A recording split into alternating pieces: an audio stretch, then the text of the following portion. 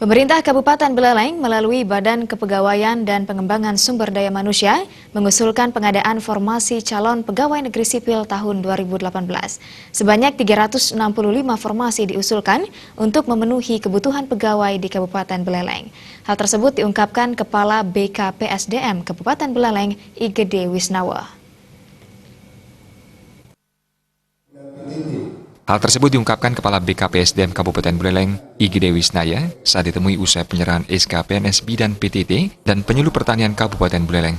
Wisnaya menjelaskan akan mengawal dan berangkat menuju Kementerian Pendayagunaan Aparatur Negara Reformasi Birokrasi di Jakarta pada awal bulan Juli.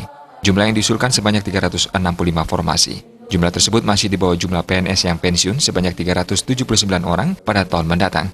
Dari 365 formasi tersebut yang terbanyak adalah tenaga kependidikan atau guru. Setelah tenaga kependidikan, ada tenaga kesehatan. Jumlah dari kedua formasi tersebut total 300 formasi.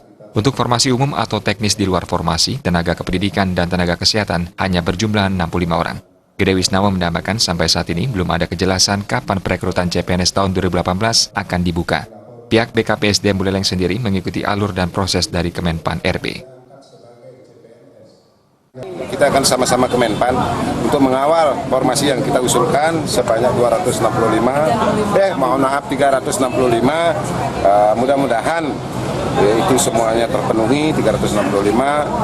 Harapannya juga lebih kalau bisa, tapi kan sesuai dengan ya, karena yang pensiun kita sebanyak 379 hampir 400 dan kita sudah mengusulkan di bawah daripada pensiun. Karena itu memang proporsi daripada Menpan, tidak boleh lebih dari itu. Kita sudah di bawah daripada yang pensiun. Formasinya sendiri, Pak?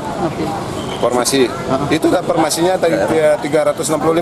365 yang terbanyak adalah dari guru, dari pendidikan, kemudian dari kesehatan, dan umum cuma 67. Wisnaya memastikan perekrutan CPNS tahun 2018 juga akan dibuka di Kabupaten Buleleng.